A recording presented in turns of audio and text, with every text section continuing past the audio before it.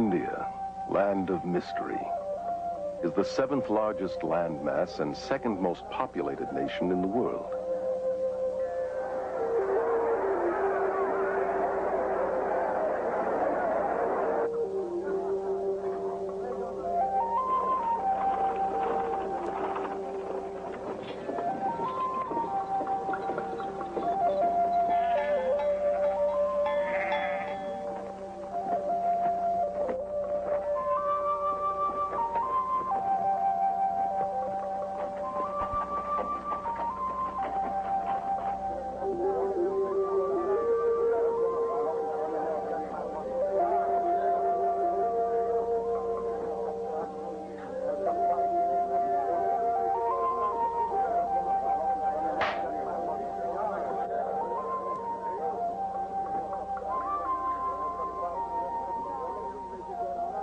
It is rich in resources and manpower, yet its people are among the poorest and most suffering on earth.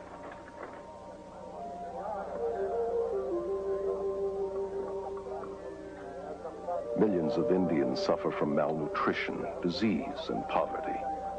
The people are apathetic because their religion has taught them to be detached observers, disregarding the agonizing lifestyle which imprisons them.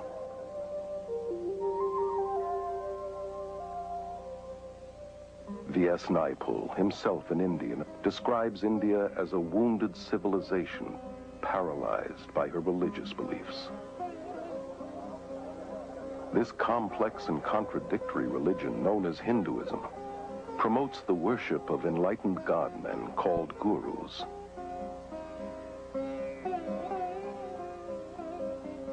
And countless idols.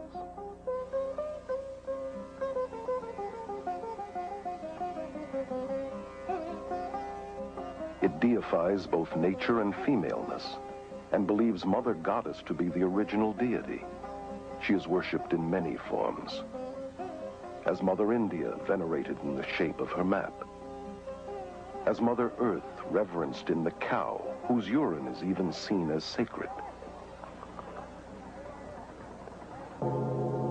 In Goddess Kali, the goddess of death and destruction, who demands to be pacified with blood sacrifices. And in Holy Mother Ganges, the largest river in India.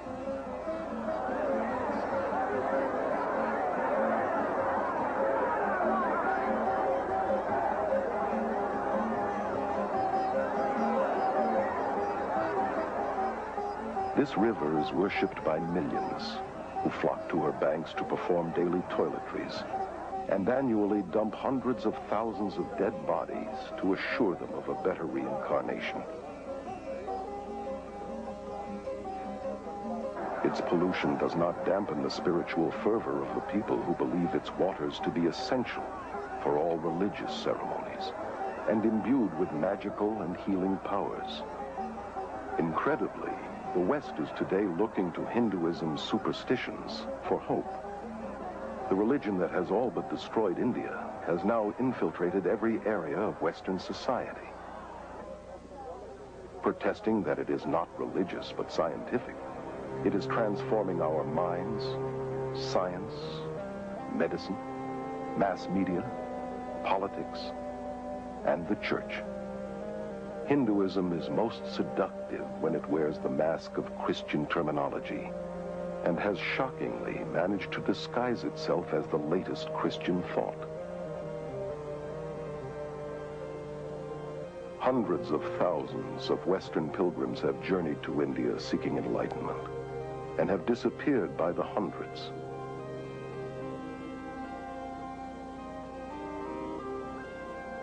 All too often they are destroyed by the madness and perversion of the very gurus they have worshipped and looked to for salvation.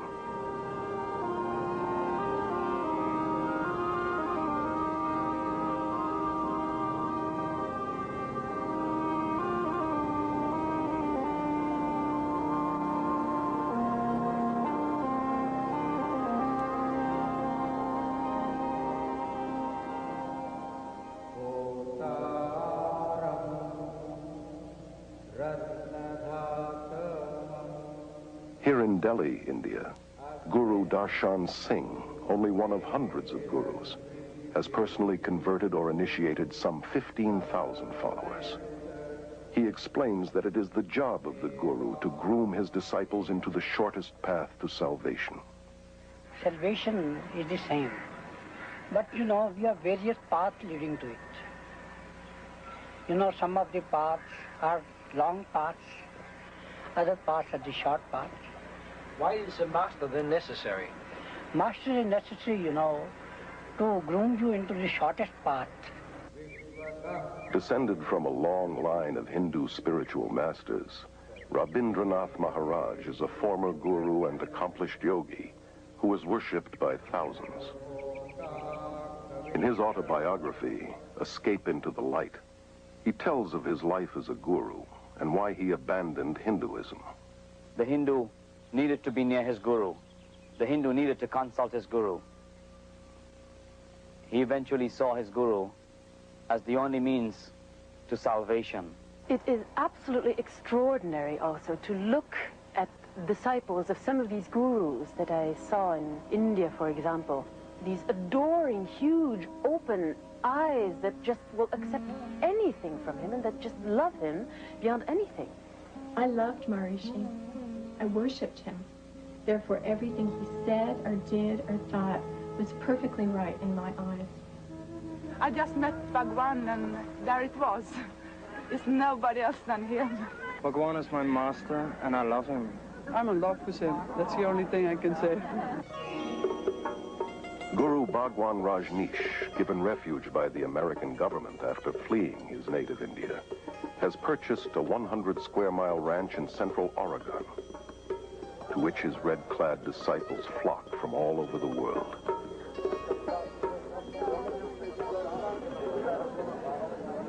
Whose astonishing title literally means highest spiritual teacher, Lord of the universe, Honorable Sir, and King.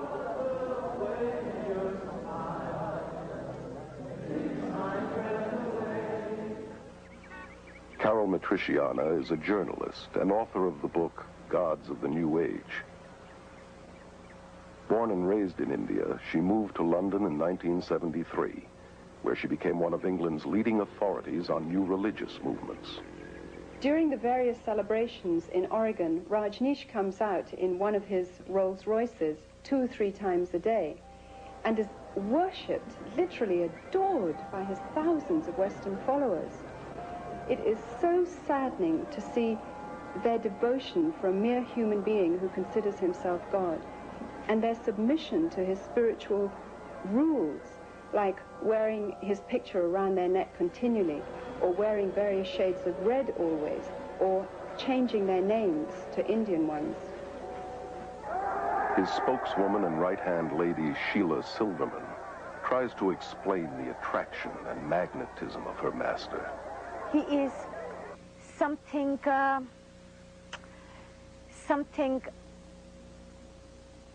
is so... I have no words.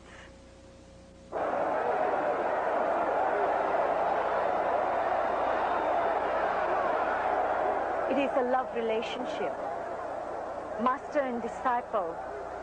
Something happens in your heart when you see a master. Bhagwan's my master.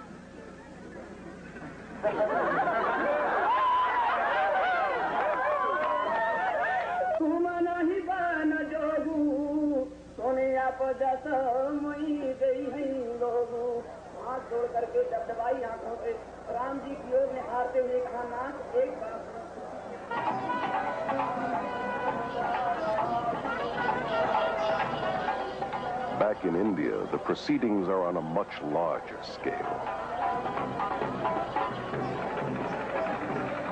Here at the Kumbh Mela Festival, or Aquarian Fair, in Allahabad, India, 20 million Hindus gather to witness an endless procession of hundreds of these self-proclaimed God-men.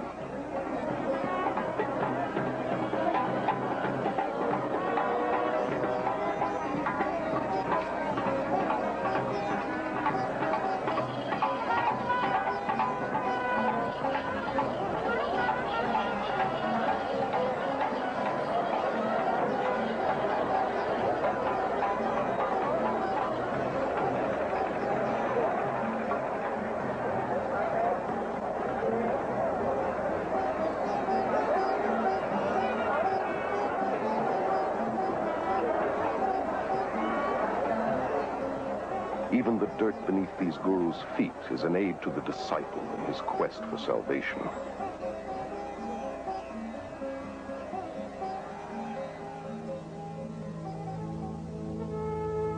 This footage was covertly photographed and smuggled out of India.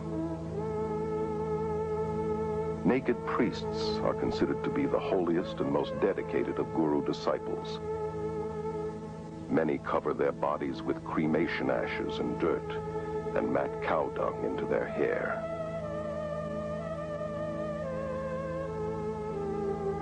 Some are armed and are dependent upon extremely potent drug concoctions. They have surrendered everything, families, possessions, and even their minds, becoming literally insane out of devotion to their guru. Well, Guru is our best friend, philosopher, and guide, and he shows the way to God. So, we in our India acknowledge him as a divine power, just equivalent to God. If anyone could be near the beloved Master and witness the love, the compassion, the humility, the grace, the generosity, no one in his right mind would not know that this is a walking, talking, living God on earth. In all scriptures, you will find that the Master is the God-incarnated power working on earth. You people that interviewed this gentleman today, I don't think you knew who you interviewed, but you interviewed God.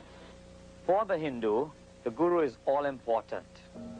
The Guru is his Lord, his Master, his Savior, even greater than God. Yes, Guru is greater than God. The Guru concept represents within Hinduism the personal dimension which God represents within Christianity. I have personally talked with many, many gurus, and the sad fact is that within their belief system, they have to be detached and removed from their emotions and compassion, and their cruelty and inhumaneness is seen as spiritual and excused as holy. I was really interested in their worship and their veneration and their adoration and the gifts and offerings they brought to me. But I was certainly not interested in their problems and their difficulties and hardships and pains. The Guru followers believe that he returns this incredible love that they feel towards him. But in reality, he feeds off their emotions to maintain his own ego. So many people come here because they too are in love with Bhagwan. They too are seeking the wisdom, the love that Bhagwan has to offer. He has so much love, and he gives his love to everybody, and it helps us to find our love in ourselves. The followers of Jim Jones, leader of the People's Temple, were convinced that their relationship was built on love. And nearly 1,000 of his devoted disciples committed suicide at his command. It was their final gift of total surrender to the leader they loved. Their lives cut short by a madman claiming to be God, the reincarnation of Jesus Christ. Guru Sai Baba is one of India's most powerful men with millions of Indian disciples and a growing Western following. He says of himself, "I am God. My power is divine and has no limit. There is no force, natural or supernatural, that can stop me or my mission." Today, hundreds of these professing God men are invading the West.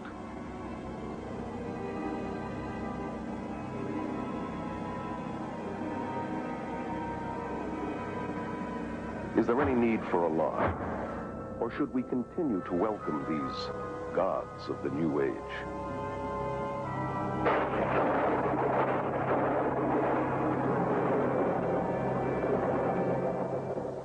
Prabhu Guptara, born and raised in India, is currently a journalist and media commentator in London. Gurus are going to the West because of two reasons. First, of course, they want to convert people. They want them to become followers of their own religion, in some cases themselves. And secondly, because they feel they have something to offer. What these gurus have to offer is a family, a community to belong to, which they don't have.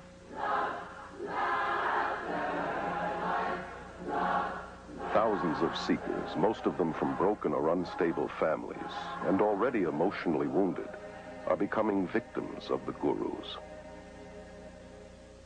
Dr. Os Guinness, an Oxford scholar and noted world lecturer, is author of the bestseller, Dust of Death. One of the deepest longings in the modern world is for a sense of meaning and belonging, sense in their lives and sort of stability in their worlds. And people, having not found that in the West, are hungry for it. And reacting against the West, they're backing into the arms of the East without looking at it straight. Ed Senesi is a former member of the International Society of Krishna Consciousness, known as the Hare Krishna movement. For 3 years, he was editor-in-chief of their magazine, Back to Godhead.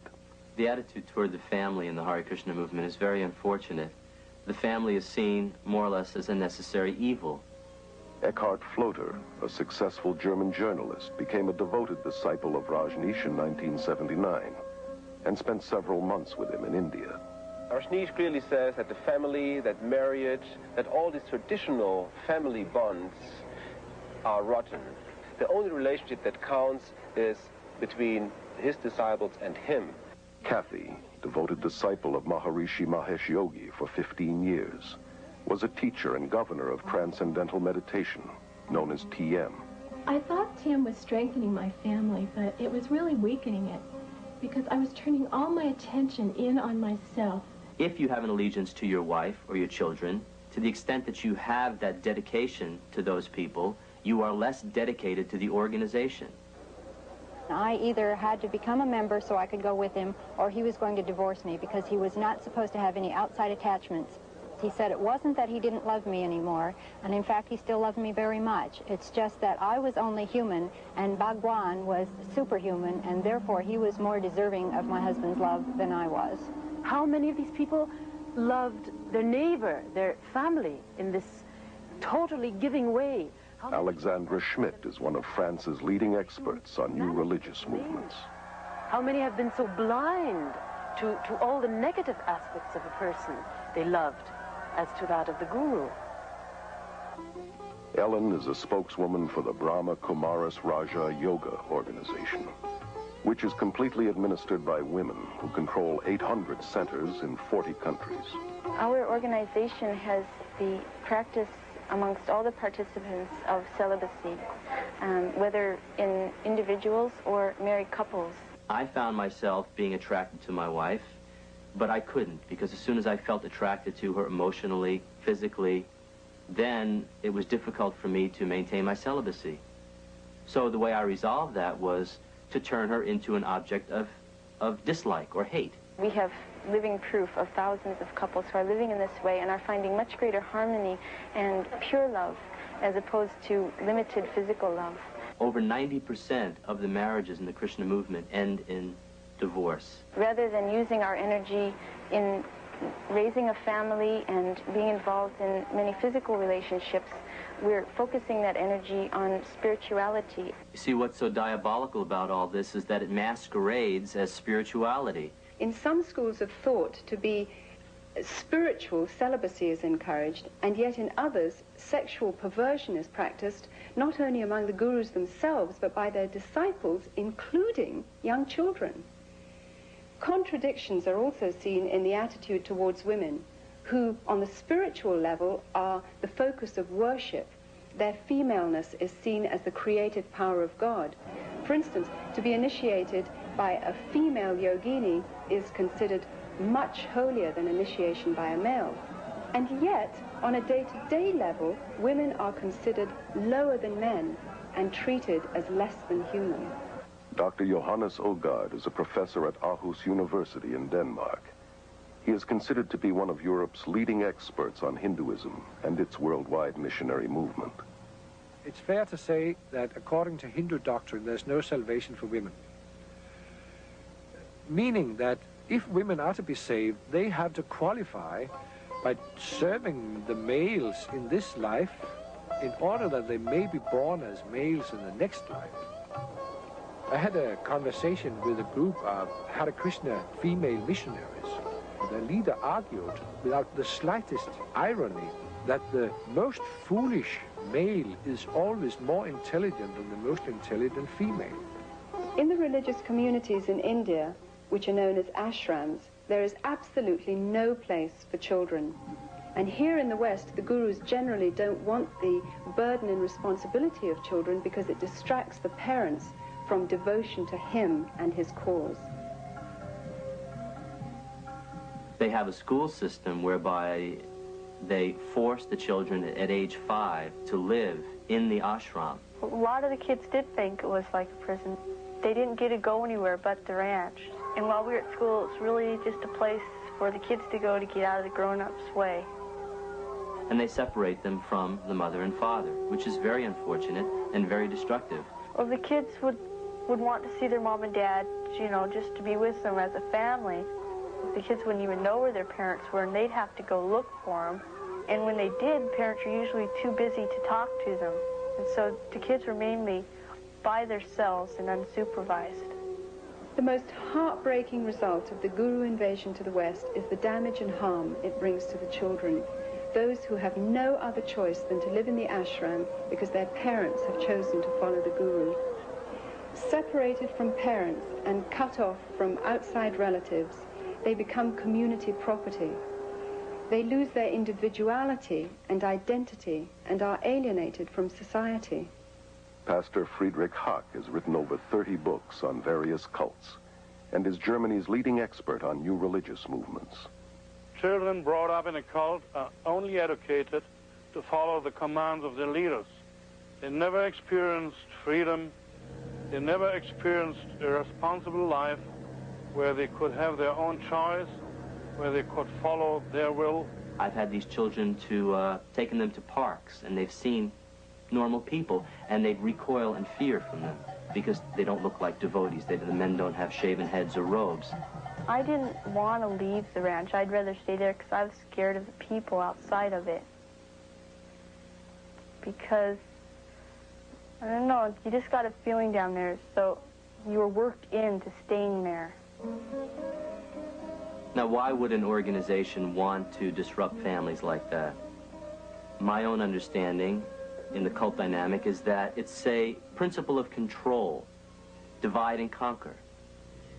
According to the Guru Gita, one of Hinduism's most important scriptures, the follower must not only adore and worship the Guru as God, but surrender himself and all his possessions as well. Most of the gurus that I know of in the West are super rich. Gurus are more interested in white disciples than in Indian disciples, largely because they get more money from the whites. Rob, former transcendental meditator for 13 years, was a TM governor and in charge of teacher training at Maharishi International University. The TM movement is very wealthy. They have land holdings all over the world. They have beautiful hotels in Switzerland. They have university campuses in the Midwest. They have academies on the East Coast, the West Coast. Here he was getting served on silver plates 6 times a day, sleeping on a very soft bed, riding around in a Mercedes. But supposedly he was so renounced that he wasn't attached to these things, so that gave him a right to enjoy them. Maharishi made a statement that says, when the money comes to me, he says it's transcendental. Money is our last priority. Everything else is our first priority. Hundreds of gurus have grown incredibly rich in the West through tax-exempt donations and the manufacture and distribution of every kind of memorabilia honoring these self-proclaimed God-men. They have acquired vast land holdings, armed bodyguards, and outrageous luxuries, from posh hotels to their own fleets of planes, helicopters, and, as in Rajneesh's case, 40 Rolls-Royces. Why not Rolls-Royces? Why have anything less? This country is a capitalist country, and anything that produces or helps capitalism, why not? Anybody who says, why have Rolls-Royce? I say, you're a communist. The guru's hypocrisy is diabolical, criticizing the materialism and commercialism in the West and convincing their followers that non-materialism will get them up the spiritual ladder. These gods of the New Age are laughing all the way to the bank. I know of groups involved in drug trafficking, smuggling, prostitution, and the buying and selling of weapons, all done to earn money for the guru. I know of a variety of female disciples who were prostitutes in Bombay and making money with it. I have evidence that the Rajneesh organization is making a lot of their income through illegal trafficking of drugs into this country. If you have your head in a right place, you can create money. It is an art.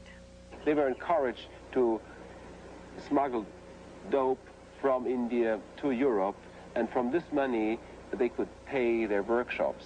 If they have to tell you they're with the Christian Children's Fund, or they're with the Salvation Army, or they're using the money to find men missing in action in Vietnam, whatever they have to do to get the money, they'll do that because they believe what their guru told them, that the end justifies the means.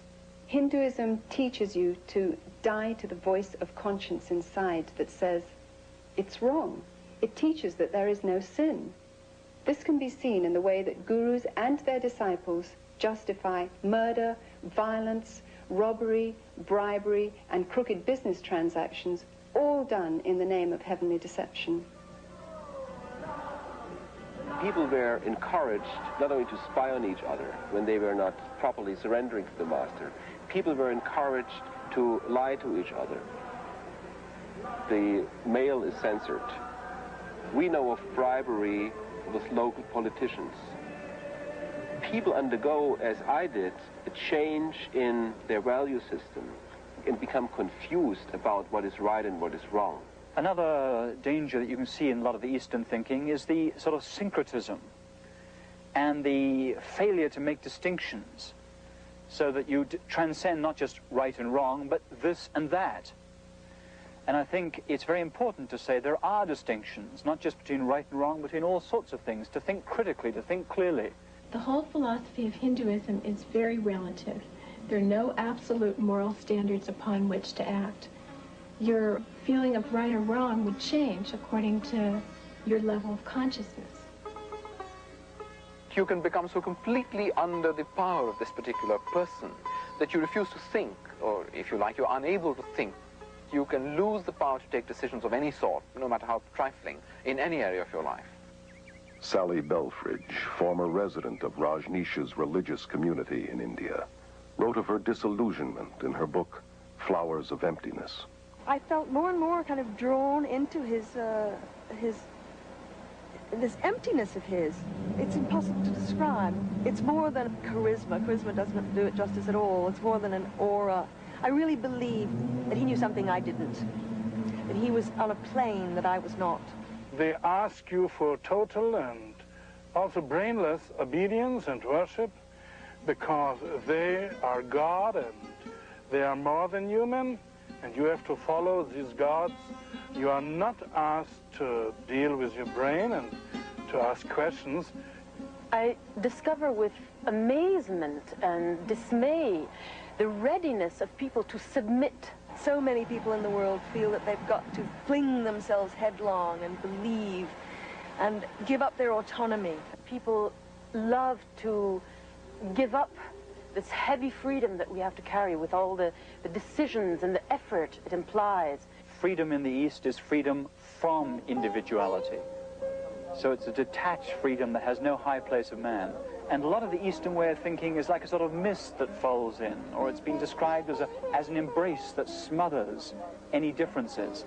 I found that I lost my identity somehow. He had no identity. He was a sort of conduit to the infinite. And I was somehow at the receiving end of something very strange and extraordinary. It is part of the world of illusion, and the goal is to withdraw and detach yourself from it. So there's no high view of, say, social action or compassion or an outraged concern to see justice in this world. On the contrary, if you do things like that, very often you're just tinkering with a person's karma. They believe that when a person suffers, that is what he's due as a result of the law of karma, because you've done something very sinful in this lifetime or in a past lifetime. So there's very little compassion. One just was taught to ignore all of the dreadful, I mean, the intolerable poverty and suffering of India. There were beggars clustering around the gates of the ashram day and night. children starving, living in little huts surrounding what was supposed to be a religious community. The contradiction was disgusting to me, but most of the sannyasins failed to notice it. It appeared not to bother them in the least. Life is suffering. Therefore, you cannot escape suffering without escaping life. Interfering with suffering, entering into suffering, is totally ununderstandable for a real Hindu. I was a member of the Social Service League at the college, and we were trying to do what we could to help people in the villages. A gentleman who was head of the Department of Hindi came around to us and said, why are you doing this? These people who are suffering in the villages, sick or diseased or whatever, have come to earth in this state because they have done something wrong in their past lives. Now, no matter what you do to them, if you cut short their suffering in this life, what will happen is they will simply come back in their next life in the same state or a worse state. So you're really wasting your time. Suffering is there, and you can't do anything about it. But you can meditate yourself away from suffering. We feel that the cause of suffering is within, and so to allow people to experience peace themselves, we teach courses in meditation. They seek to escape suffering by numbing their emotions and compassion through meditation. Maharishi, TM's guru, once said that a hungry person can become a happy hungry person through practicing meditation. Humanitarian activities are, again, by principle, foreign to Hinduism. When they are found within Hinduism, it is a direct influence from the Christian missionary movement, a sort of imitation of Christian missionary activity. Contrast, say, part of the Eastern view with the Christian view. One of the stories I've heard that meant a lot to many people is the story of the Zen poet Isa in the 17th century.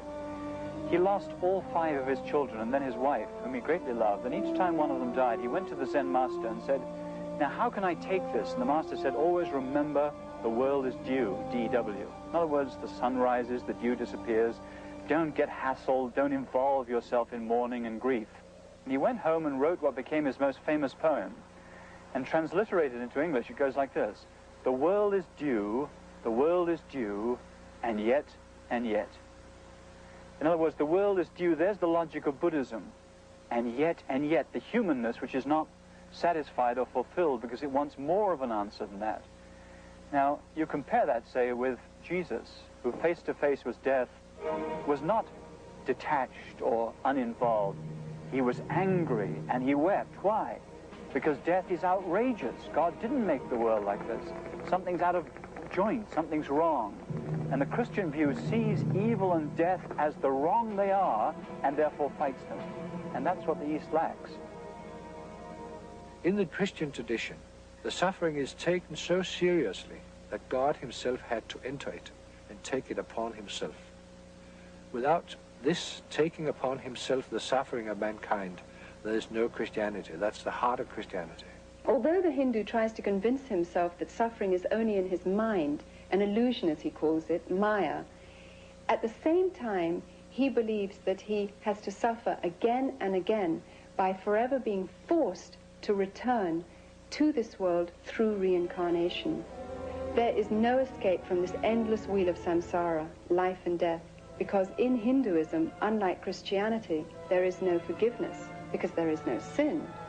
Therefore, sadly, also, there is no hope.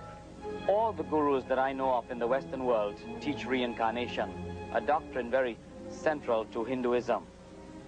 Reincarnation is all about dying and coming back to this world in one form or the other. Hare Krishna people believe in transmigration of the soul, as they prefer to call it, traveling from body to body to body. These physical bodies don't last forever, even though the soul does. So in the same way that a driver needs to change cars, in the same way we need to change from one body to another. Gandhi called reincarnation a burden too great to bear. Yet it is being eagerly embraced in the West in diluted form, as part of a patent blend of Hinduism and Zen Buddhism, camouflaged with psychological terminology.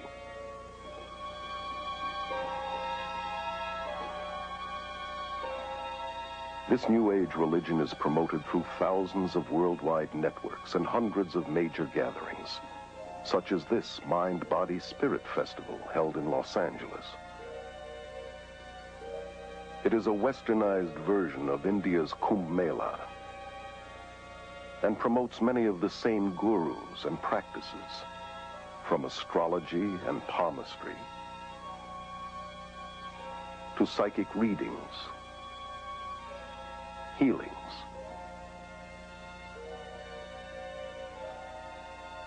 and meditations. The festival, now international, was started in London in 1977 by Graham Wilson. He explains the New Age interpretation of reincarnation as an upward evolution to a higher species of mankind. We don't just reincarnate as an individual soul into a new body each time, but more of there's a collective consciousness of souls, which is why I think we have access to a lot more information than we realize. Either one has to believe in reincarnation or resurrection. They both could not be true at the same time.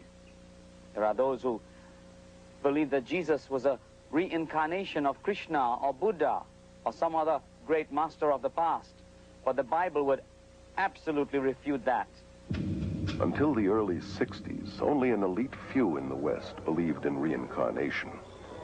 Today, this belief is accepted by nearly 25% of Americans and about 50% of Europeans.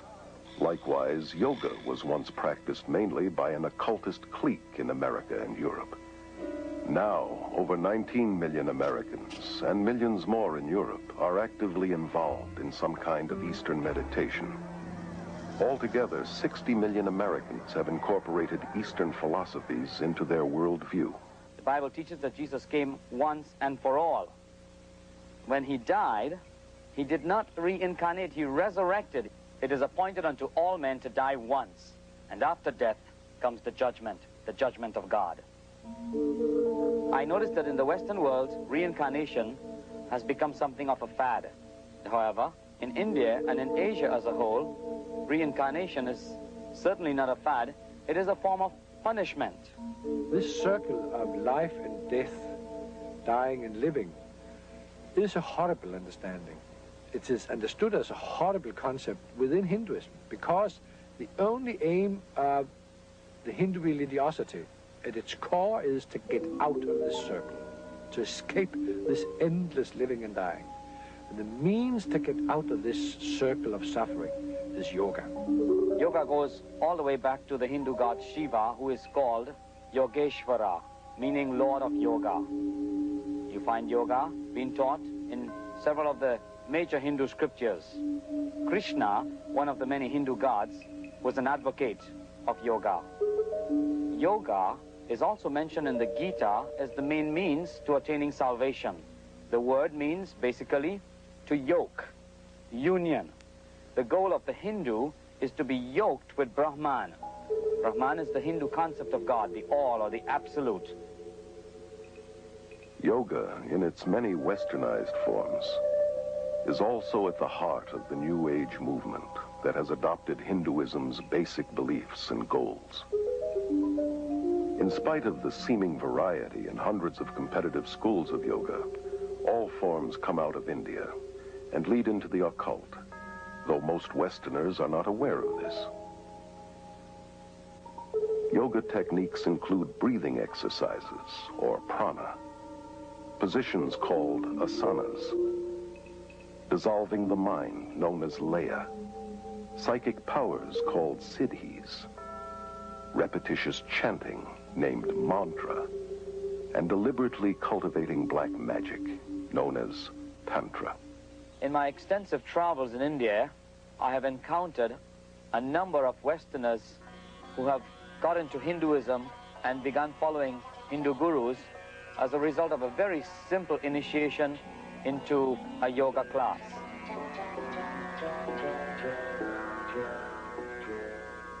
Yoga is in many ways the heart of Hinduism.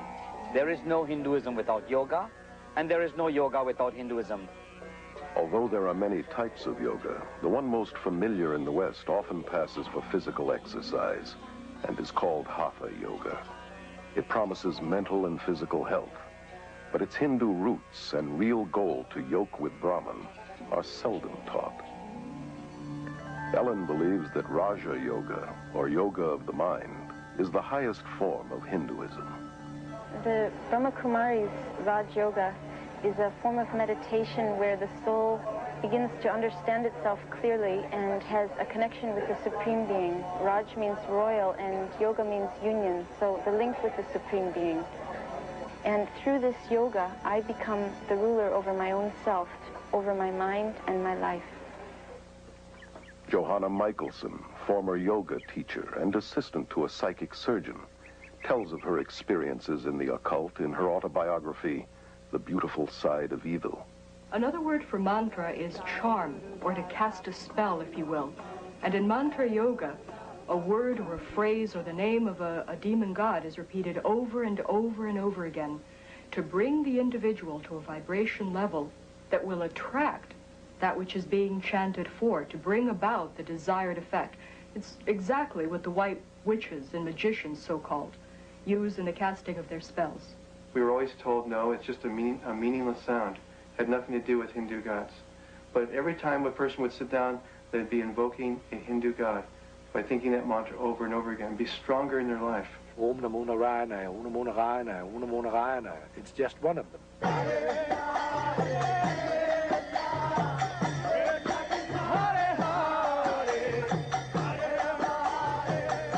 The chant goes, Hare Krishna, Krishna Krishna, Hare Hare, Hare Rama, Rama Rama, Hare Hare.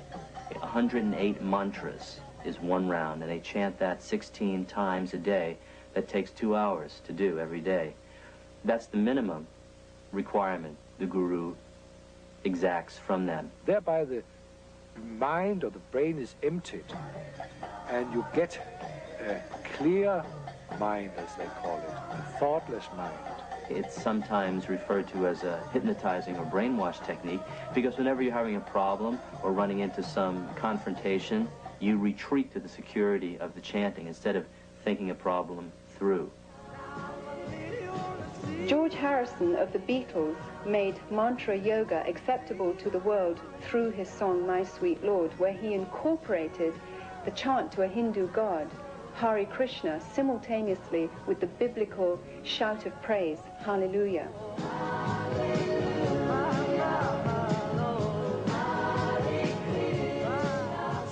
He said he did this deliberately to show that both religions are the same and to make Hinduism more acceptable. To pretend that all religions are the same is dishonest, as is the merger of various religious techniques. For instance, more and more Christians use the name Jesus much like a mantra. They claim that it's a tool to get them into the presence of God. Jesus said that repetitious prayer is not acceptable to God. Maharishi Mahesh Yogi, originator of TM, claims to have put Eastern meditation on the mystical map. With over 3 million followers, TM is the largest guru movement ever to invade the West. The Beatles' much publicized visit to Maharishi's community in India in the 60s convinced their millions of fans that TM, the so-called scientific yoga, was an even more powerful way to bliss consciousness than drugs. What makes TM unique and different from any other practice that's going on today is that it offers enlightenment very quickly. It offered a jet ride, you might say, to self-realization. I started experiencing being lost in this state of awareness called the Absolute. In essence, Maharishi taught that we all come from that nothingness, and that is the source of all our consciousness, of all of our thinking and everything we do.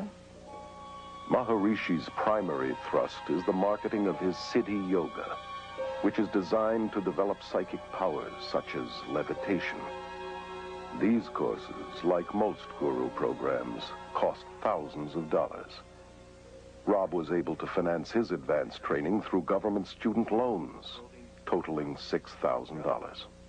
During these sessions, it's a very strange environment. People speak in tongues, they yell and they scream, they talk in foreign languages. It's like a madhouse, and it's real crazy. Everyone bouncing around on foam pads, flying up in the air. Rajneesh is one of India's most controversial gurus, largely because of his endorsement of shocking sexual practices as a prerequisite for salvation.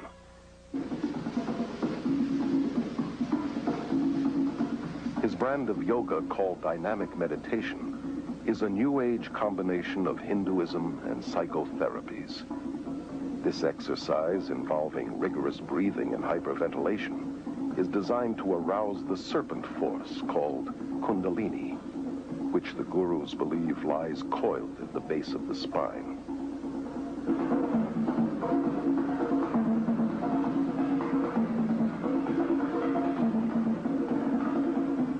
I did dynamic meditation every day. We also called it Kundalini meditation. It starts off with a cathartic breathing, and the reason for it is just to move your energy and to get you out of your head and into your body, and you just breathe.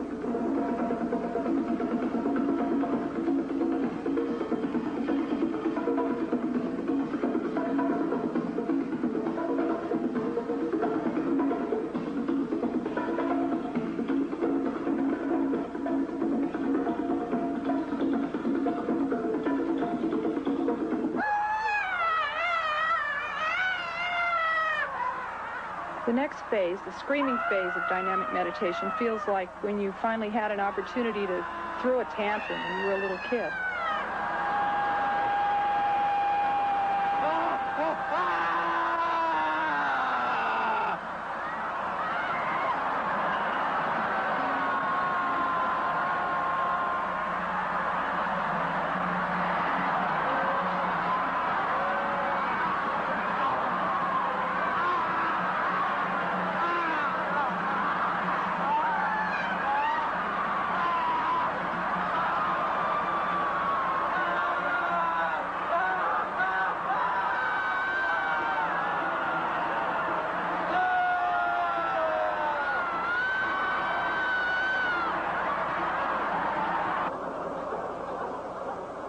By the time you get to the third phase of jumping up and down and yelling "who," you're hardly there at all.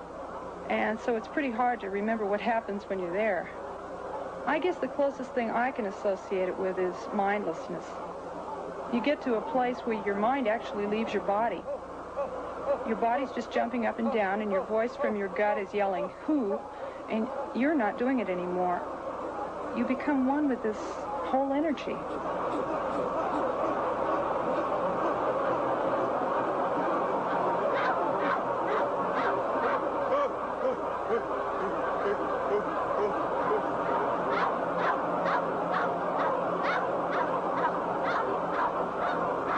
The next phase in dynamic is the quiet space. Someone yells "stop," and you've just been doing 30 minutes of intense catharsis. And what happens after being in such incredibly intense movement for so long is just a feeling of peacefulness and stillness. My mind actually stops, and I feel a oneness with the whole universe. There have been glowing reports published giving credit to the gurus and their pseudo-psychological techniques, but neglecting to mention the thousands of cases of emotional and mental breakdowns, insanity, suicide, beatings, murder, rapes going on in guru centers, various guru centers worldwide. It is alarming to realize these dangerous techniques for enlightenment are being incorporated in psychotherapies, self-help seminars, and are even being accepted in mainstream Protestant and Catholic churches and seminaries.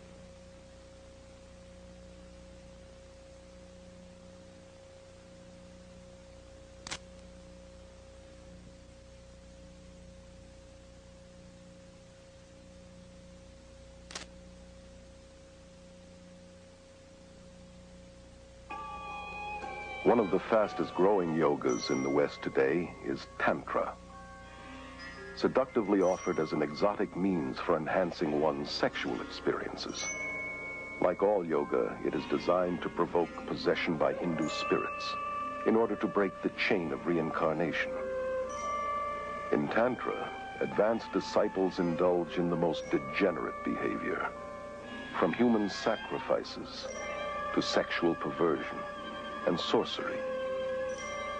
Tantra yoga is the extreme expression of Hinduism. If you will, it's the black and so-called white magic in which the Shakti, the Kundalini force, is aroused, the psychic powers that accompany it are in full bloom, And the individual, depending on his personal preference, can channel this force either into the black magic, which includes rites of meditating upon severed heads, human heads in India, and eating bits of flesh and the unconsumed parts of the cremation rites and other practices, horrifying practices. Or they can take it into what they call the white magic part of it, in which they are using this power, this force, for healing, for the benefit of mankind, if you will. Yet Anton LaVey, the Pope of the First Church of Satan, has said it very explicitly. He said that to believe there's any such thing as white magic is mythology. There is no such thing as white magic. All of it has its source in occult psychic power, and it has nothing whatever to do with God. Toby is a yoga teacher at the Scandinavian Yoga and Meditation School in Aarhus, Denmark, which promotes Tantra Yoga. Tantra means to free the mind through expanding the awareness. That means to be able to meet more and more of the reality in everyday life. Although yoga is sold to the West through various gimmicks and techniques, its basic occultism remains the same. The hope of immortality is at its heart, and the dream of realizing one's own inherent divinity is its ultimate purpose. Becoming a Christ, they call it. Despite the claims that yoga is only physical and non-religious, it is the very essence of Hinduism's spirituality. It eventually leads to the realm of the spiritual, to meditation, where the person looks into himself to find the true self, and in finding the true self, he believes he's finding God. This new yoga in the West went into a sort of amalgamation with occult and Gnostic groups. And the Hindu mythology was put forward in a sort of demythologized way, which we now recognize in such terminology as New Age. The age of the enlightened man, the age of Superman, the man with super consciousness has begun. God is losing all importance.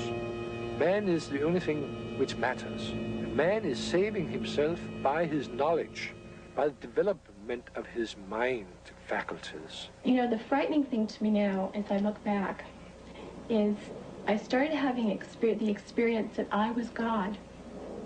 And as God, I could completely structure my life and my universe exactly the way I wanted it. Dave Hunt, noted author and lecturer, is one of America's leading experts on the New Age. His books include the bestseller Peace, Prosperity, and the Coming Holocaust. He explains that Hinduism is based upon the same ideas that the Bible says the serpent introduced to Eve in the Garden of Eden. The yogis teach the same lies that the serpent in Genesis 3 deceived Eve with, that death is merely the doorway to reincarnation, and that humans can become gods.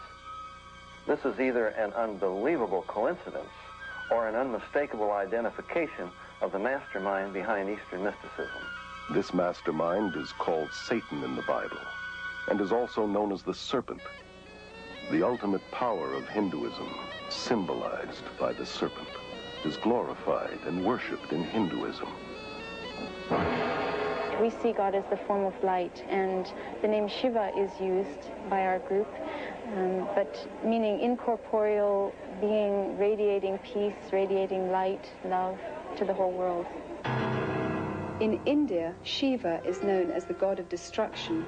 He haunts the cremation grounds and wears a necklace of human skulls and wears serpents in his hair. His power is worshipped. Hindu texts describe the power as the fiery serpent within, called Kundalini. This Kundalini yoga is now at the heart of nearly all yoga. Even yoga schools which pretend to be purely technical Hatha yogic schools, in their heart are Kundalini yogi. They are arousing the Kundalini, but they don't speak about the Kundalini. They speak about the energy, getting the energy up, raising the energy, and indicating that this simply means that they get more healthy and sound. Many people are talking about Kundalini, and really it does mean energy. That means whatever you call it, it is about energy. To take away blocks in your energy system so you are able to function in a more effective level. The serpent has been known as energy or the force and worshipped as the symbol of wisdom and immortality in every religion and culture. Only in the Judeo-Christian Bible is the serpent identified as deceiver, destroyer, arch-enemy of God and man. The old dread and fear of the serpent is being subtly removed from our culture. Even children in schools are being taught to accept the snake through yoga positions like the cobra. Michelle, could you show us how we do the cobra?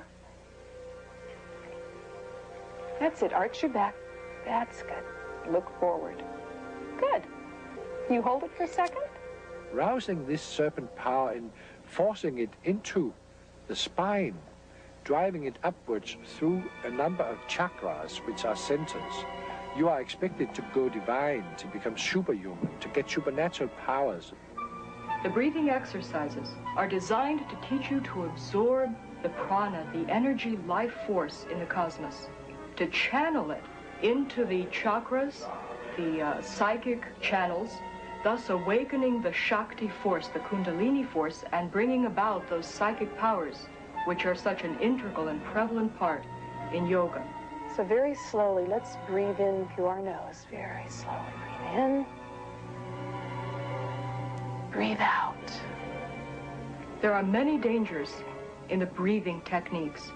Even the writers and the proponents of these exercises are quick to warn that not only do these things trigger emotional and mental diseases, which have been known to place people even in insane asylums for the rest of their lives, but they also recognize that these exercises can open your soul and your mind and your entire being to a takeover by demonic forces.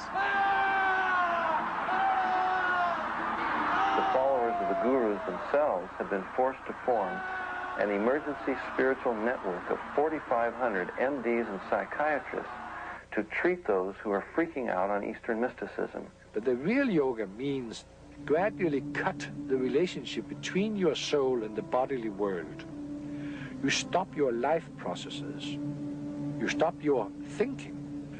No thoughts are allowed in the mind.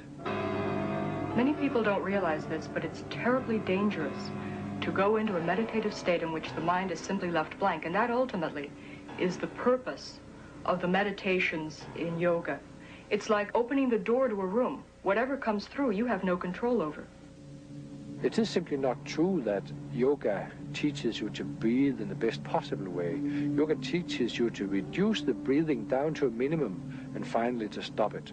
You also have to stop all the movements of the body, all the movements of the muscles, the nerves, and bring your body to a complete standstill. In fact, there are some of the hatha yogic exercises which can be used as a sort of gymnastics. But fundamentally, it isn't gymnastics. It's in the same way as serving in the army has certain healthy aspects and perspectives. You get stronger, you get more vigorous, but the aim of the army is certainly not health care. The aim of it is to learn how to kill. The same with yoga. The aim of yoga is to learn how to kill yourself off, to get rid of life and death. I thought I was being strengthened, but what I was really doing is flipping into an altered state of consciousness, a form of self-hypnosis, which is very weakening to the mind and to the body. But this weakness made me afraid to give it up. The biggest danger I found in practicing transcendental meditation was the dependency on the technique itself. It's kind of like drugs. A drug addict doesn't want to give up his drugs, and because the experience is so pleasing, and he feels his life will crumble around him if he doesn't have it. It is, in fact, a sort of psychotic withdrawal. Being afraid of contact with the external world, you create your totally alternative inner world. I thought I'd have the experience of like leaving Shangri-La and all of a sudden turning old and weak and disintegrating. I was afraid that I would lose my clarity and my energy. But little did I know that when I did give it up, I gained all these things that I never had when I meditated.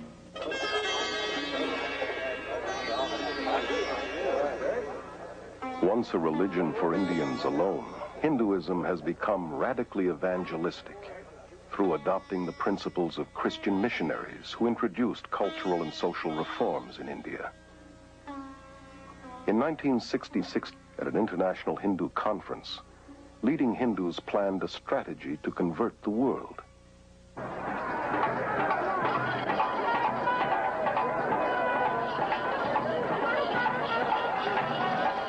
The gurus were chosen as the first crusaders.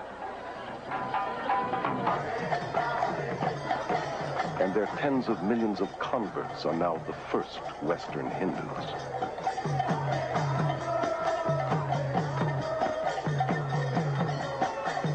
At the World Congress of Hinduism in 1979, a spokesman declared that our mission in the West has been crowned with fantastic success. Hinduism is becoming the dominant world religion, and the end of Christianity has come near.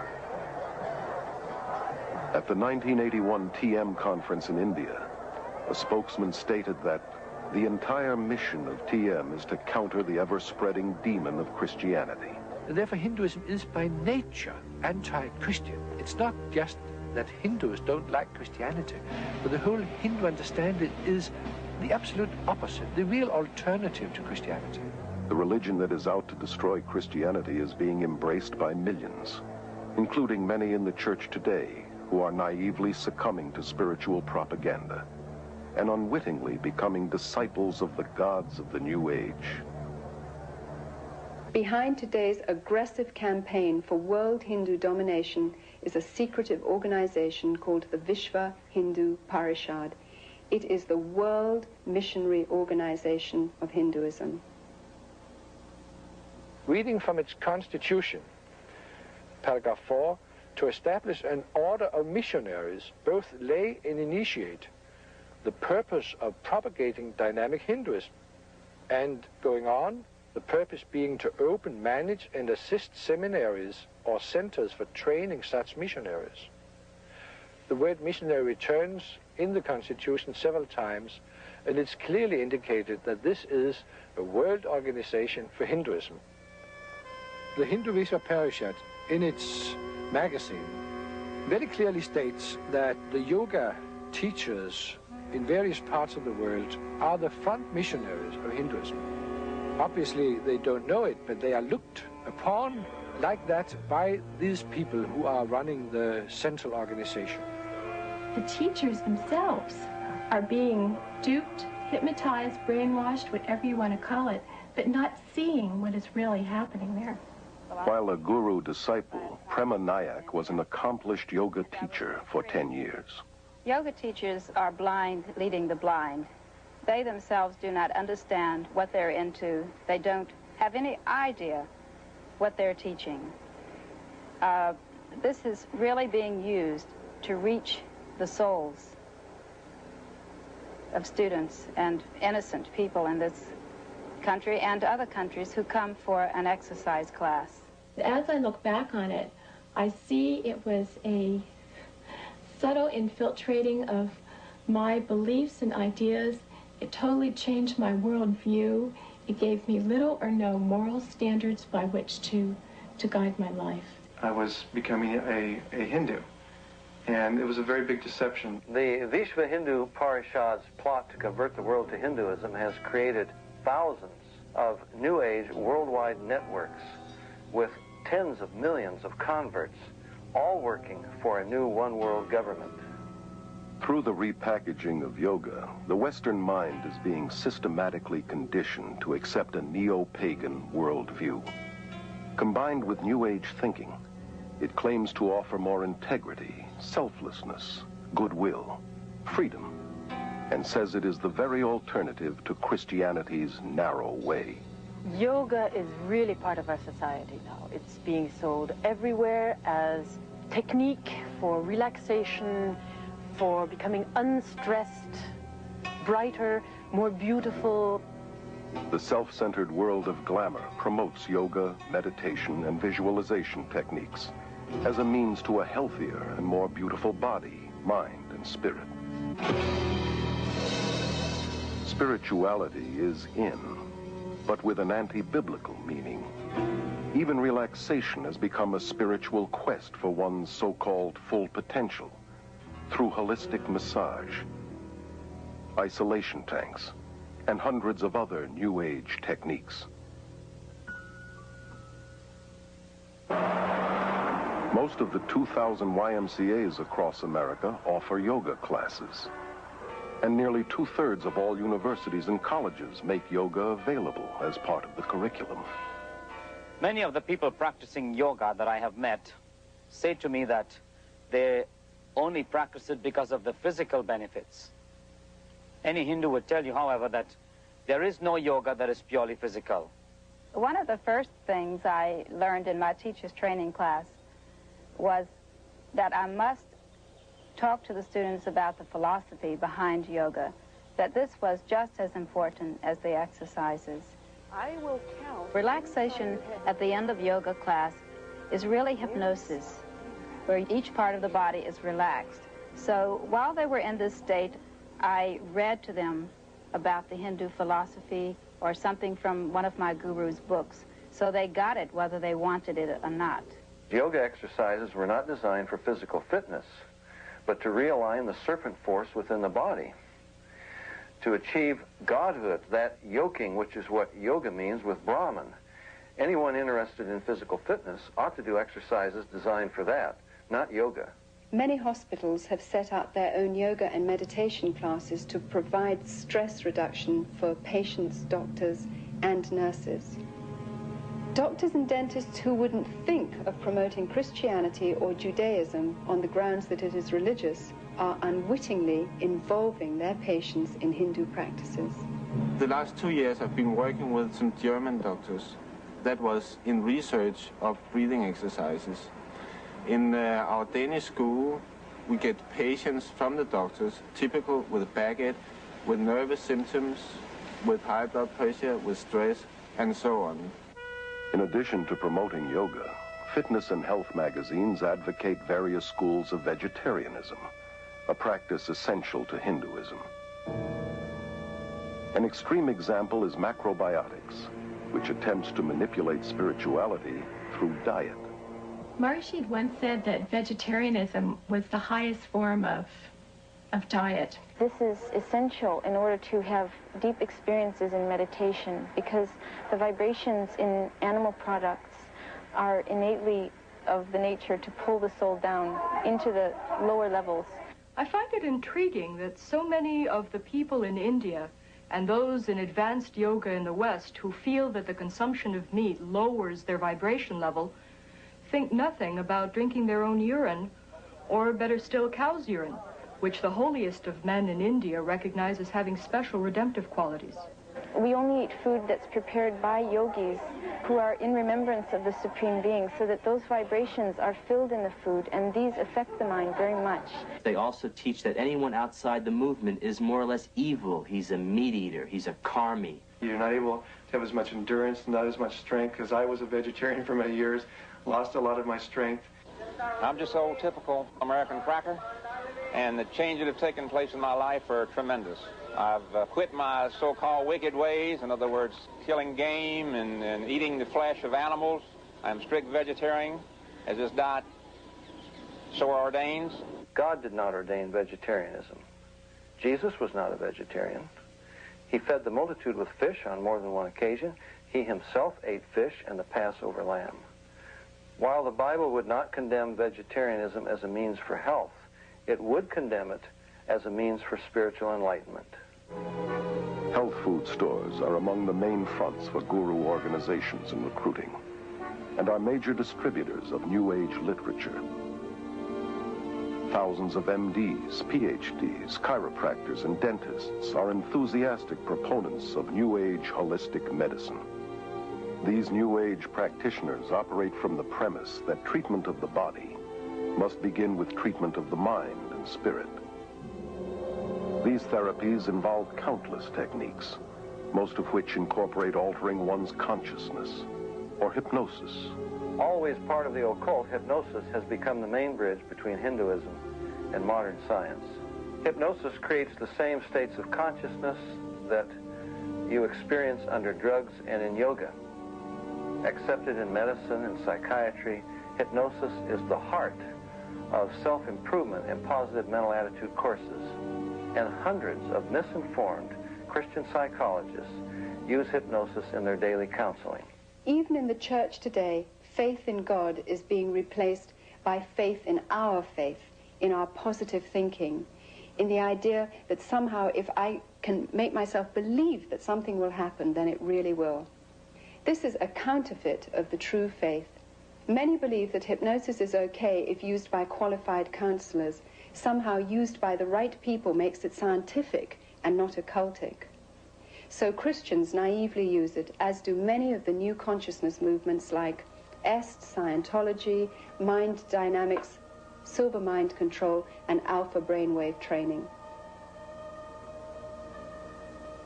In pursuit of Freudian myths, psychiatrists use hypnosis to regress patients back into their childhood and into the womb where they relive the traumas of their birth, despite the scientific fact that the prenatal, natal, and early postnatal brain is not sufficiently developed to carry memories. I did indeed experience my original birth thought, but I felt it wasn't enough.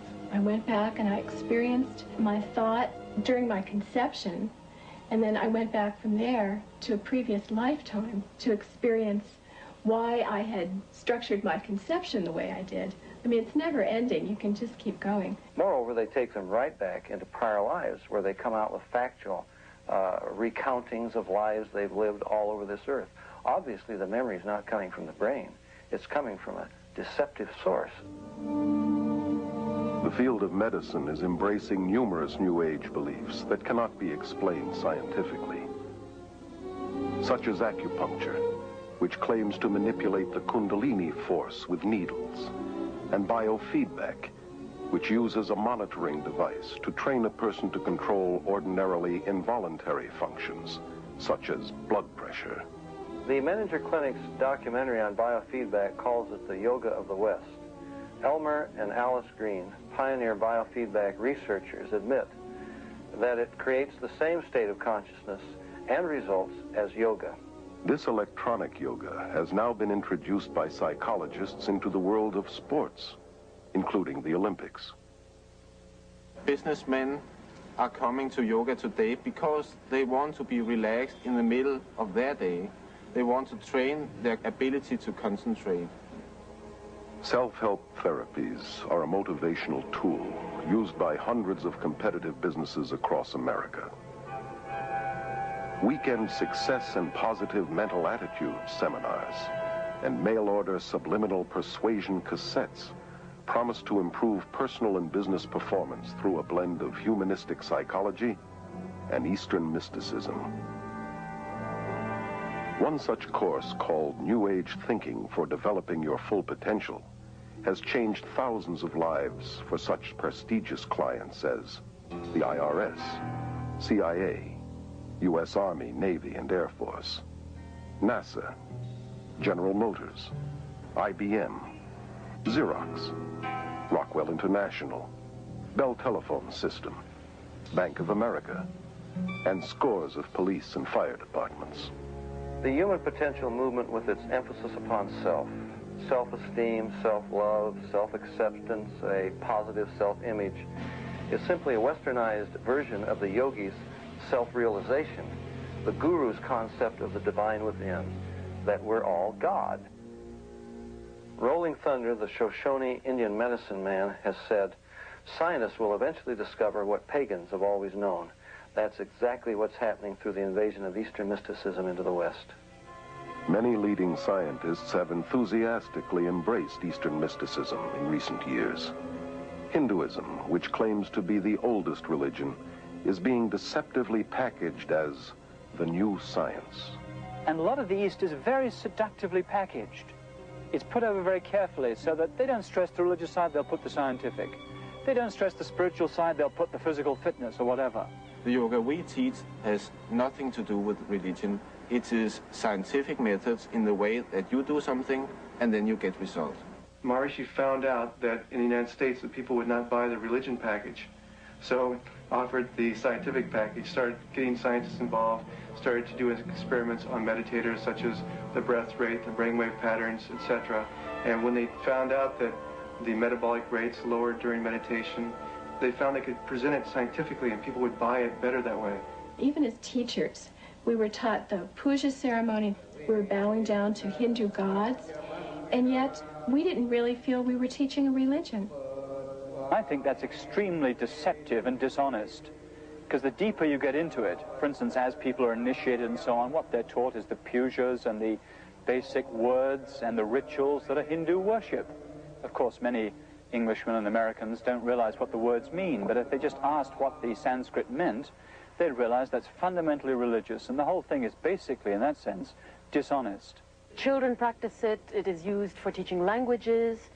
It is used for the businessmen, for all levels of society. It's taught in the schools. In schools across the Western world, from kindergarten through university, Hindu occultism is being openly taught in spite of the otherwise enforced separation between church and state. Guru Thakar Singh was invited to speak at a high school in Southern California. Kurt, a student there, became so overwhelmed that he actually moved to India, where he is now a devoted follower of Thakar. It's only half an hour talk and 20 minutes meditation. And the experience I had while there was like nothing I'd ever experienced before. And just the air, the energy in the chapel where he was speaking was just electrified with feelings of love and just a peace, a hushed quiet that was just bewildering to me. It seems outrageous that in public schools across America, where Christian prayer has been outlawed, yoga, Eastern meditation, and visualization techniques, which are simply forms of Hindu prayer, are not only allowed, they're being actively promoted. Here in some of the schools in the West, in the PE classes, after having started with the physical aspects of yoga, the teacher eventually has the kids chanting words like Om, Rama, or Krishna, names of the gods.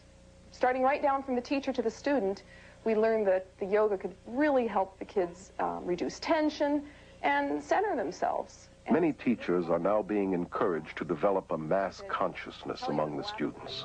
Let's relax. We're going to very slowly lift our hands up. Children are taught to let go of their critical faculties and center in on their intuitive feelings and experiences. Just really, really relax.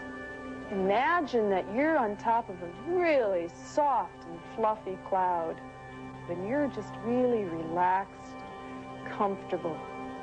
Just see that blue sky in your mind.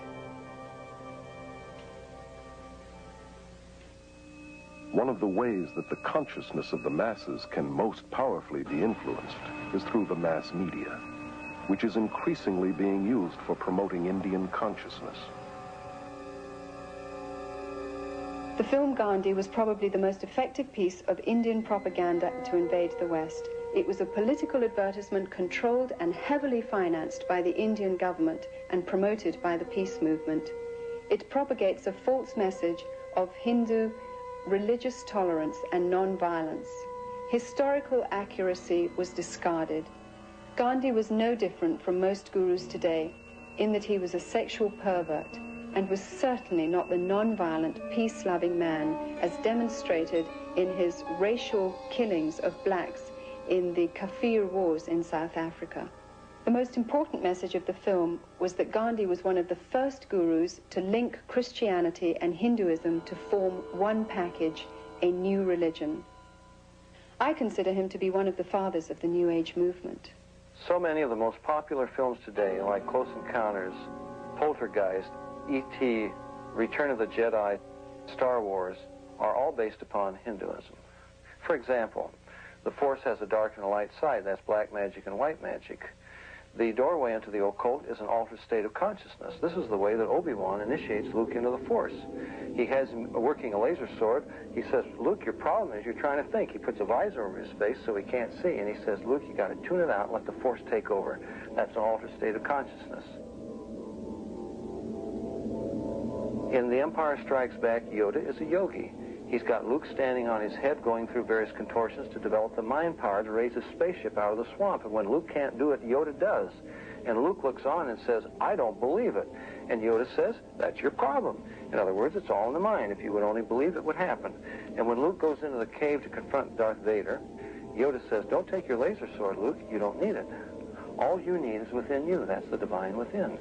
And when he cuts off Darth Vader's head and it rolls to the ground and he opens the visor and sees his own head, that's the most powerful presentation of Eastern mysticism you could ask for. The Beatles sang it, I am you and you are me and he is she and all is one. We are raising an entire generation of children under the bombardment of cartoons and television shows and fantasy role-playing games and movies that are telling them that the occult and Eastern philosophy is a wonderful thing, not something to be afraid of, not something ugly and fearful, but something beautiful with the darling reptilian creatures with the great psychic powers that are drawing these children into an acceptance of things that are dangerous beyond anyone's comprehension. The minds of children are being trained in the use of the supernatural and taught the principle of creating what seems like reality through Hindu psycho-spiritual techniques of mind power. Dungeons and Dragons, for example, requires participants to mentally murder, rape, torture, and otherwise commit mayhem with the aid of occultic powers. In at least one popular game, Hindu deities like the goddess Kali are invoked. Hindu religious techniques, including repeated chants, visualization, and casting spells, are used to overcome enemies. For you students who are new to our fantasy games class today, we're going to be playing Dungeons and Dragons, and I'd like to talk about a few of the advantages of using Dungeons and Dragons in a classroom. You may be wondering why you get to play games in school time. These games are used in gifted children's programs throughout the United States. A clear majority of state-supported schools and colleges incorporate them into their curriculum. And we call this an integrated curriculum. You guys are kind of familiar with that. You may encounter some violent creatures on the way, but the object is to be able to dispose of this ring that is the symbol of evil in the kingdom of Middle Earth. A child can understand the dark and light side of the Force. And to understand the Force is to understand basic Hinduism. George Lucas, creator of the Star Wars series, is in real life a devout believer in the Force, which he says can enable anyone to read minds, see past and future events, levitate, and plug into a nether world of psychic energy. The Eastern gurus, the cultists of every description, have taken the terms of the Bible and felt every liberty to redefine them according to their basic presuppositions. God becomes not a personal individual, a spirit with whom we have a personal relationship. Through his son, Jesus Christ, he becomes an impersonal force. God is something, an energy that permeates every one of us, each and every one of us, and it's both personal and non-personal. Jesus becomes not the way, the truth, and the life, but an avatar, a way shower, one of many paths to God. Jesus Christ, of course, was an enlightened master. Bhagwan is another Jesus, another Buddha. Jesus Christ was a great master, like our master is today. The Word made flesh, as the Bible puts it. Jesus himself warned us that in the last days many would come claiming to be Christ and Messiah. Our landscape today is literally crawling with individuals claiming to be Christ, and the Eastern gurus are right on the top of the list. There are two things the gurus have done. On the one hand, they've used Eastern-type words that are floating about in the West, words like energy, vibrations, and so on. And they've also used words, phrases, ideas from the Bible, from the teachings of Jesus, misused them, twisted them around to draw people to themselves, to suggest that the things that Jesus was talking about are actually the things they are talking about, when actually it's not so at all. In Holy Bible, it has been explained very explicitly that be ye perfect even as your Father who is in heavens is perfect. And we are also basically the same as he is. And when you know you're a perfect man, then you can go upward and you can become divine. Each human being is naturally peaceful, naturally pure, naturally good, and the quality of evil is our unnatural state. So in meditation, we're practicing that, focusing on the original, pure, divine self, which is our true state. If humans are inherently good, then why do they lie, cheat, steal, make war? Whatever good there is within us apparently isn't enough to keep us from doing evil. Therefore, to seek salvation from within is to seek it from the wrong source. We're not separated from our higher self. We're separated from God by sin. Ernst Winter has a PhD in international law. He was a diplomat in the Austrian Foreign Service for 10 years, and from 1968 through 78 was a director with the United Nations. My greatest concern really is the growing interest and dedication and application of Eastern mystical thought and practices within traditional Christian groups and churches. There's a vacuum, there's a longing. They want to be filled with, quote, religious experience. Today's New Age teachings falsely claim that Hindu spiritual experiences are compatible with Christianity. And the incredible thing is that so many Christian leaders, through their books, magazines, sermons, radio and TV programs, encourage millions of Christians to seek Christianized Hindu experiences.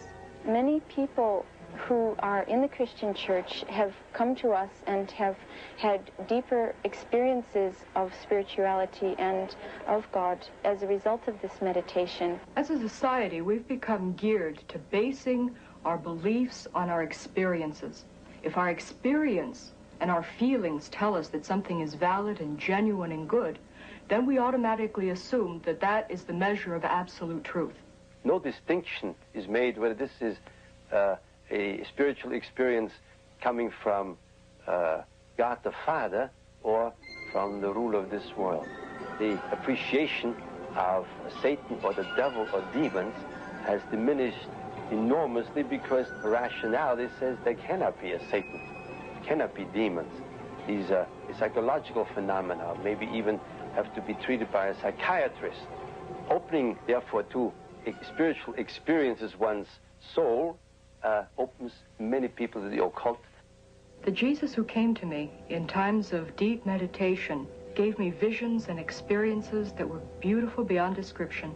I was convinced that because I was witnessing miracles of healing, because these things are so filled with love, they must be good and from God. And yet one day it occurred to me that I had no objective, absolute truth against which to test my experiences, that my feelings, my emotions, perhaps were open and subject to some form of subtle manipulation which I didn't understand. At that point, I decided to look into the Old and New Testament. I knew that I'd fallen then for the Jesus of the counterfeits.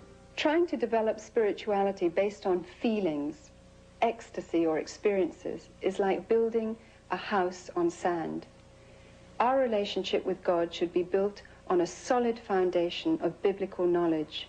Now, I believe that we are challenged to test the Spirit, that we should read Scripture, that we should study the Bible, and that we should not value experiences higher than the Word of God. Biblical meditation is thinking deeply on the person and work of God and Christ, concentrating on and knowing His Word. Most Catholic monasteries and most Protestant Bible schools have introduced one system of meditation or another, and they are based upon the practices of yoga. Many of the church people, and particularly leaders of the churches and denominations, look with great hope to Eastern mysticism that it would bring new life into a dead body. I recently graduated from a major American theological seminary, and I've seen an alarming influence of Eastern mysticism in terms of using meditation techniques, biofeedback, self-hypnosis, autosuggestion as a tool in order to gain mental and physical health. The danger to the students is that these professors are using Christian terminology in order to describe Eastern techniques.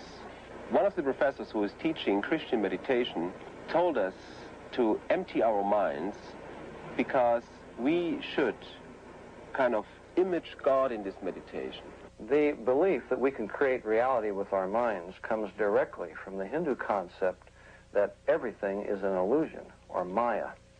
This is the new delusion in transpersonal psychology, and it's rampant even in the evangelical church today, where it's becoming increasingly popular to believe that we enhance worship by visualizing an image of God or of Jesus, that we create the answer to our prayers by visualizing what we're praying for.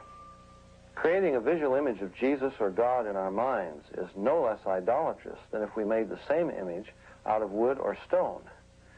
Forcing God to participate in a situation or honor a desire that I have visualized in my imagination is simply a devious way of attempting to manipulate him into doing what I want without admitting it.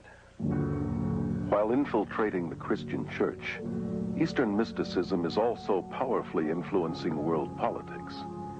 Under the umbrella of the United Nations, countless New Age groups spread their philosophies worldwide.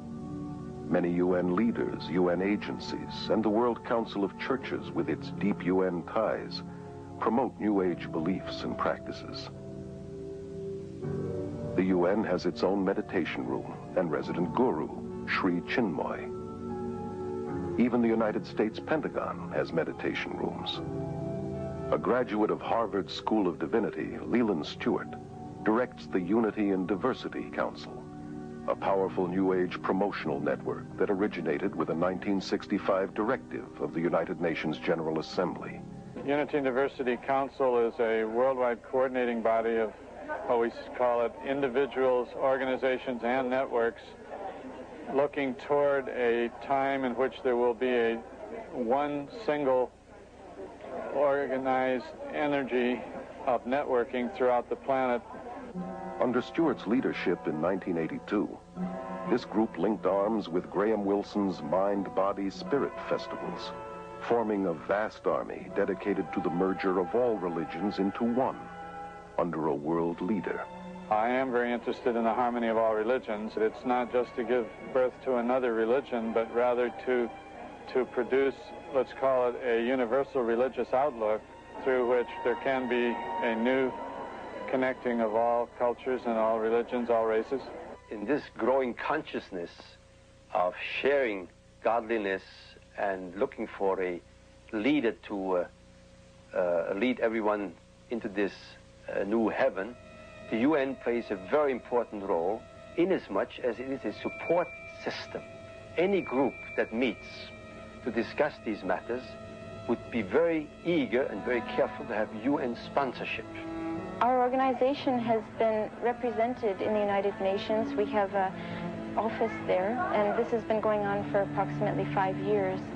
We've been involved in all the sessions that are going on in the UN. We've been able to watch and participate, offering meditations and presentations. How is this possible? I think it became possible by the thought and actions of one man in the UN, Robert Mueller, who was continuously emphasizing that the UN has to be a support system to this conditioning of man, to this sharing desire, to this looking for a one world government, for one world leader, and playing down, and I believe myself correctly, that the UN is not that world government, that is a conditioning device, that it is an aid, a support system. It gives prestige to otherwise completely outlandish groups. The Brahma Kumaris World Spiritual University in India is used by the UN and its members for conferences focusing on world peace and unity. Delegates from all over the world, VIPs, are attending to express their ideas and to experience peace in a very real way themselves. This experience will enable them also to draw up new laws for universal peace. This will be endorsed by heads of state and submitted as a practical form for the United Nations. Many evenings, the UN building is even used for lectures, talks, meditations, enlightenments on how to make one better world. The leaders are asked to meditate and be involved because this is part of their instruction, of brainwashing, and all this is part of the conditioning for the vision of a new world or of a new age. This guruistic system in politics is very dangerous for our democratic society. It will at least bring a loss of freedom, a loss of security, and a big danger for all mankind. So I believe Guruism is preparing the world for some political fascism too. Actually, we're being prepared for this surrender to an authority in a way that perhaps we don't realize. We are going through right now strange bathing in Eastern concepts of consciousness, states of consciousness, bliss, reincarnation, energies, vibrations, all of these words that have become very commonplace, really, in the Western languages, are also modifying our mind. They are changing our way of thinking. And this changed way of thinking puts us into a mental state, if you'd like, and prepares our intellectual functionings for this surrender. More than ever before, the human race seems willing to surrender spiritually and emotionally to a charismatic leader who can offer peace and prosperity to a world trembling on the brink of ecological and social collapse, international financial chaos, and a nuclear holocaust. Well-known New Ager Benjamin Creme claims to be the coming world leader's advanced public relations man. In 1982, full-page advertisements around the world announced the coming of Creme's New Age Christ, which gave fresh hope to millions. At this press conference in Los Angeles, he described how this Christ would make himself known. It is a truism today to say that we are at the dawn of a new age, the age of Aquarius. And it is important to remember that all of the great religions await the coming of a teacher. The Christians await the return of the Christ. The Muslims await the Imam Mahdi. At the same time, the Buddhists await the coming of another Buddha. The Hindus await the return of Krishna, and the Jews, as always, await the coming of the Messiah. I'm speaking today about the return of such a teacher. Christians are awaiting the return of the resurrected Jesus with the nail prints in his hands and feet. But the followers of the gurus are awaiting a coming world ruler who won't even claim to be Jesus, but the latest reincarnation of the Christ Spirit. And he will have the psychic powers to prove it. Simultaneously, throughout the world will take place hundreds of thousands of spontaneous healings and cures, which will reinforce, if that were even necessary, the fact that it is the Christ himself. The day of declaration will be the outstanding event of this or any other century. On that day, the radio and the television networks of the world will be linked together. We shall see this extraordinary face on our television screens. But he will not speak. His words will drop silently into our minds in our own language. This is the significance of the altered state of consciousness reached in yoga and other forms of Eastern meditation. A Nobel Prize winner has described the brain as, quote, a machine that a ghost can operate, unquote. What that means is, in an altered state of consciousness, the connection between my spirit that normally operates my brain and my brain is loosened, and that allows another spirit being to interpose itself, begin to tick off the neurons in the brain, create an entire universe of illusion, astral travel, give psychic powers. In this way, the world is being prepared for some ultimate delusion. He will indeed inaugurate a great new world religion, and at the very most sacred core of that New World religion will be the process which is called the esoteric initiations, which take us out of the strictly human kingdom into the kingdom of God.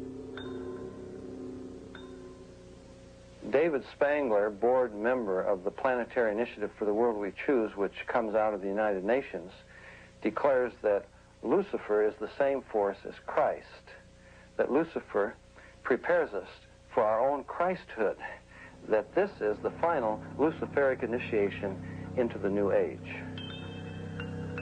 Benjamin Krem's Christ may not be the world teacher and ruler of world peace as he forecasted, but without question the stage is being set today for what the Bible calls the apostasy, or man's abandonment of God. This climate is ushering in the final actor, the counterfeit, who the Bible predicts must come before the return of Jesus, the true Prince of Peace, who will then reign for 1,000 years.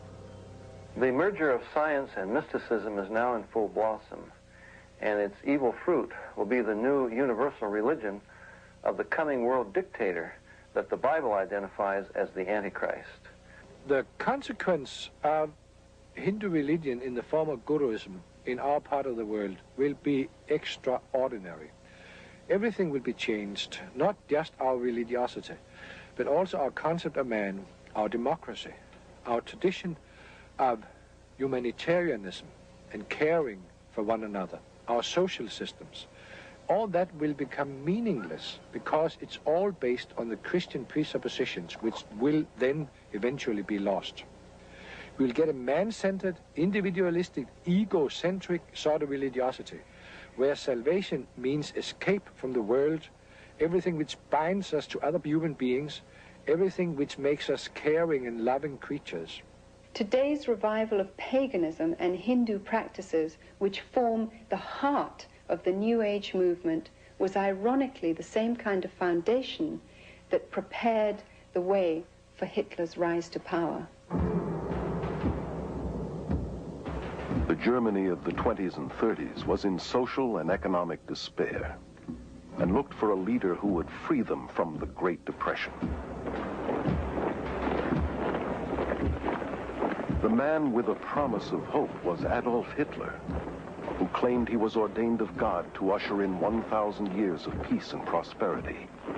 His hypnotic powers manipulated an entire nation to surrender its collective mind to him.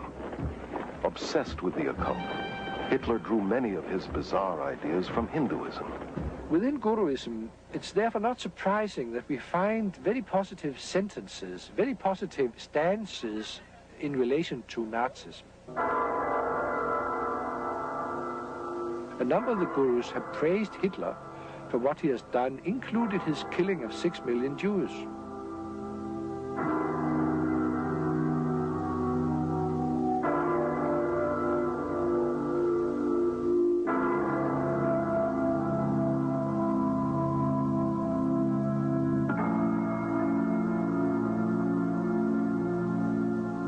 He took the symbol of the swastika as his own, a Hindu symbol of power seen in many of today's temples in India.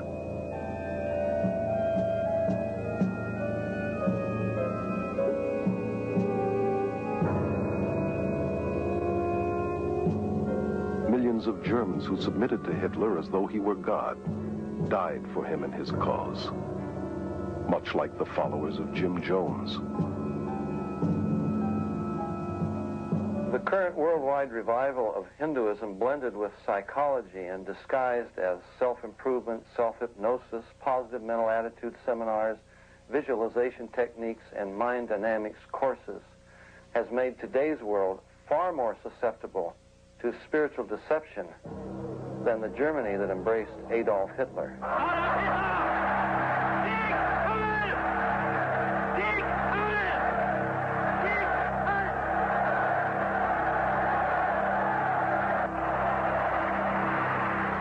Today, a desperate world is looking for another spiritual leader.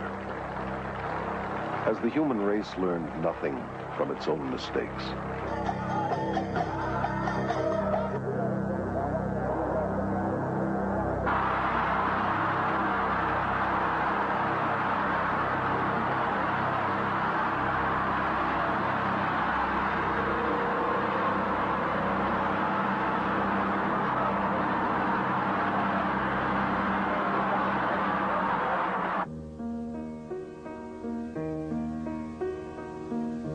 Jesus says, "See to it that no one misleads you. For many will come in my name, saying, 'I am the Christ,' 'Behold, here is the Christ,' or 'There he is.' Do not believe them. For false Christs and false prophets will arise and will show great signs and wonders, so as to mislead, if possible, even the elect. Let no one deceive you. The apostasy comes first, then the man of lawlessness is revealed, the son of destruction, who takes his seat in the temple of God, proclaiming himself to be God." Jesus said, "I am the way and the truth and the life. No one comes to the Father except through me."